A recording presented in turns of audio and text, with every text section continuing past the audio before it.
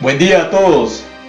Desde el inicio del conflicto entre Rusia y Ucrania, Estados Unidos y la OTAN, los medios de comunicación se pusieron en overdrive con noticias falsas para controlar la narrativa de los eventos y cambiar o dominar la percepción de la mente de las personas, viendo como absoluto culpable y agresivo a la Federación Rusa y como víctima a Ucrania, mientras que al mismo tiempo hacían que la OTAN permaneciera al margen como no involucrado.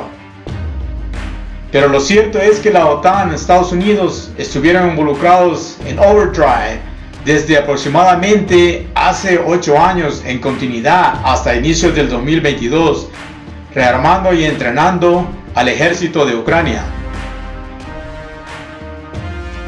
Hay evidencias en videos de soldados de la OTAN de diferentes ramas del ejército hablando que estuvieron por X número de meses ayudando a entrenar al ejército de Ucrania. ¿Por qué los rearman y entrenan?, se pregunta usted.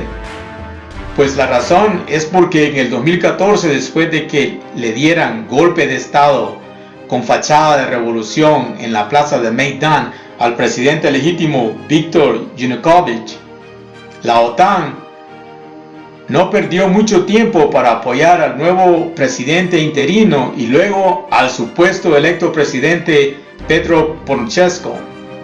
Este nuevo presidente Petro inició reformas, leyes antirrusas, incluyendo eliminar el idioma ruso de los territorios del este. Viendo lo sucedido en Ucrania, los rusos llevaron un referéndum a la península de Crimea por unirse a la Federación Rusa o quedarse con Ucrania.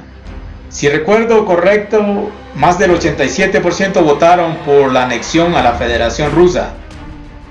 Pero como se esperaba, Ucrania y Occidente, la OTAN, no reconoció la decisión de los ciudadanos de Crimea, acusando a Rusia de invadir Crimea.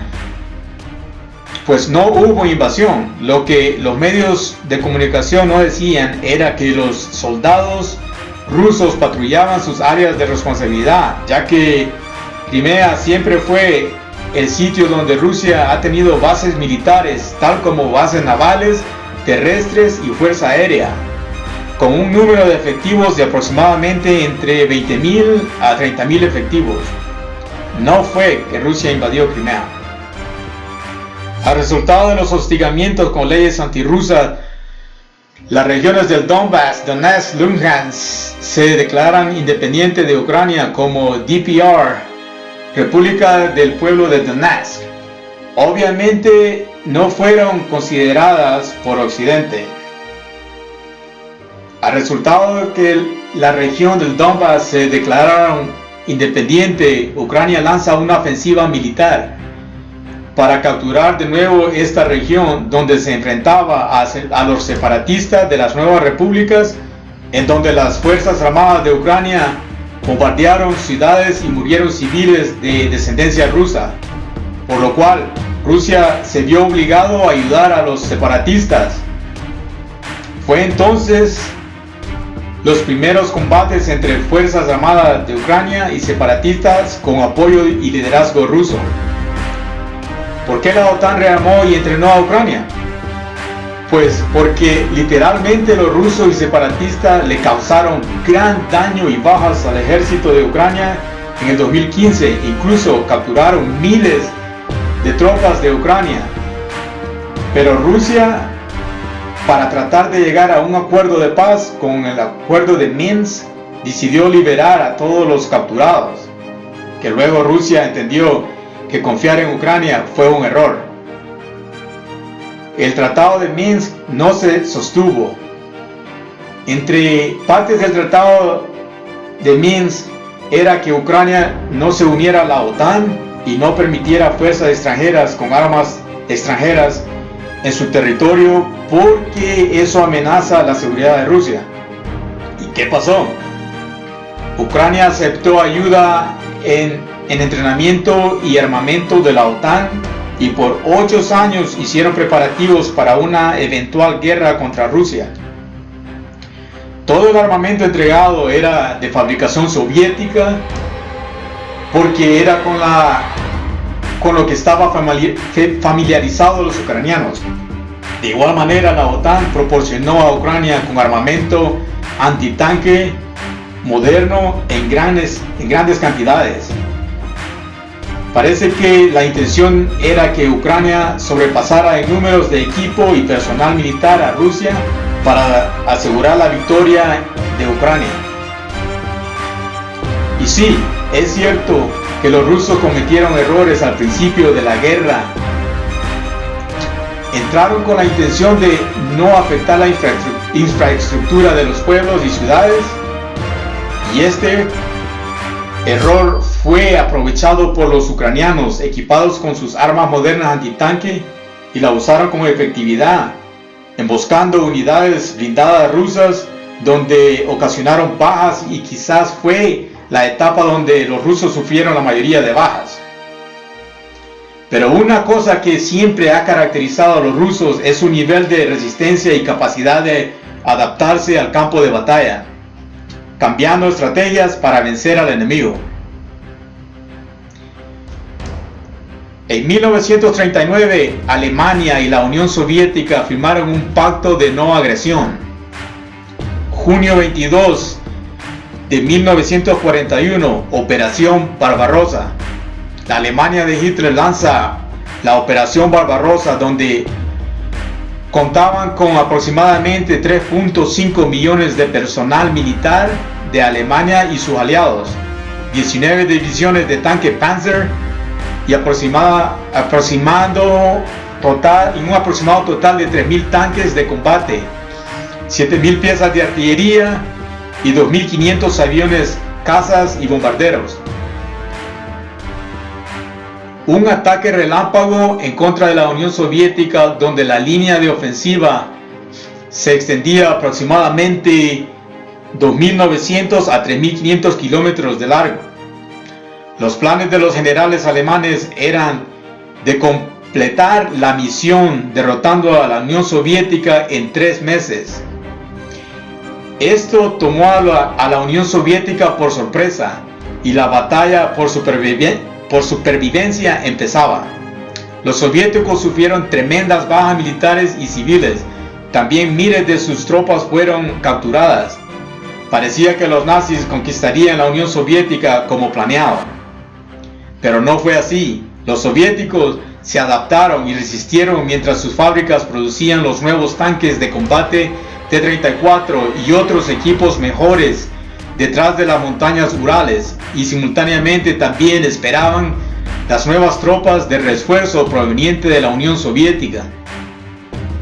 En conclusión, a pesar de las tremendas bajas militares y civiles que perdió la Unión Soviética, con más de 25 millones de vidas perdidas, la Unión Soviética literalmente fue quien derrotó a Alemania nazi. Los alemanes usaron aproximadamente el 85% de sus fuerzas en el frente del este contra la Unión Soviética, dejando solo 15% de sus fuerzas en el frente del oeste en contra de los aliados. Los alemanes primero enviaron contra la Unión Soviética los tanques Panzer y luego los tanques Tigres, y no les funcionó ni uno ni el otro. La Unión Soviética triunfó sin tener acceso a armas nucleares. Ahora nos trasladamos al 2022 y 2023, Rusia contra Ucrania y la OTAN. A pesar lo que digan los medios de comunicación, fake news, la verdad es que si Rusia cometió errores al principio, pero se adaptó y cambió de estrategia, causándole tremendas bajas a las tropas regulares y mercenarios de Ucrania. Y también debemos señalar que Ucrania ha sufrido tremendas pérdidas de material militar, entre tanques de combate, aviones, cazas, sistemas antiaéreos y fuerza naval.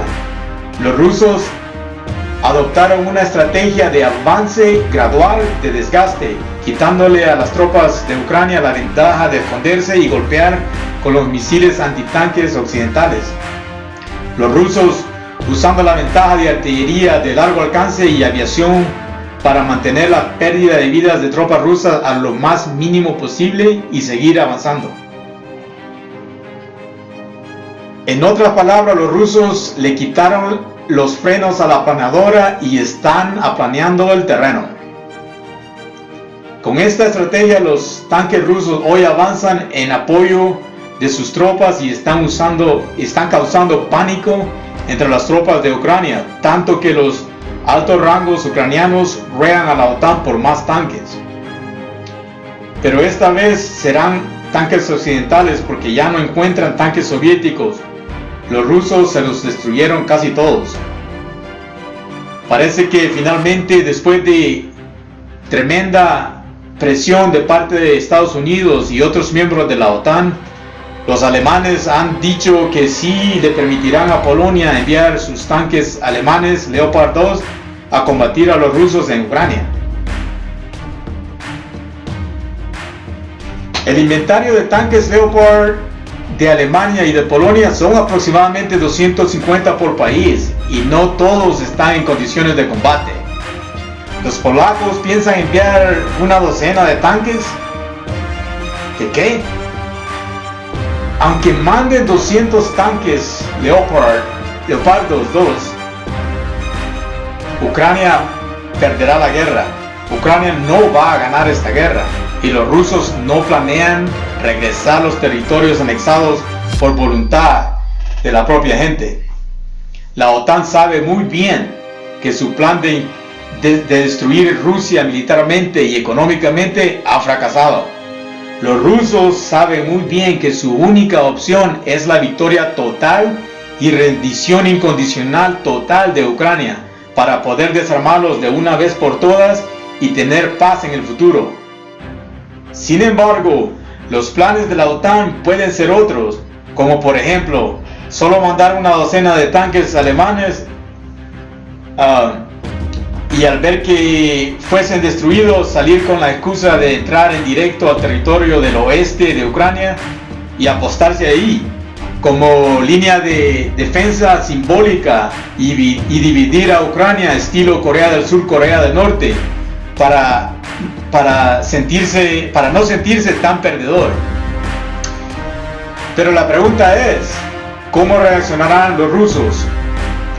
Creo que ya los rusos han visto esta posibilidad y tienen un plan de contingencia, y posiblemente sería ir de inmediato junto a tropas de Bielorrusia a enfrentar a la OTAN y demandar que se retiren del suelo ucraniano, o entramos en guerra directa.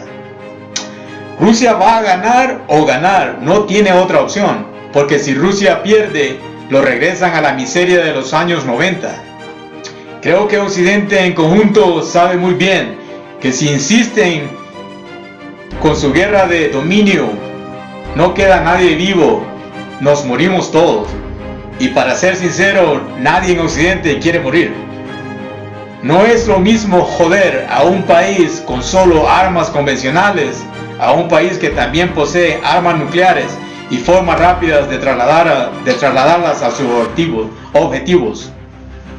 Hasta ahorita los muertos los han puesto otros países del mundo, y creo que Rusia y muchos países del mundo ya quieren pasarle factura a Occidente. Bien amigos, esto es todo por hoy.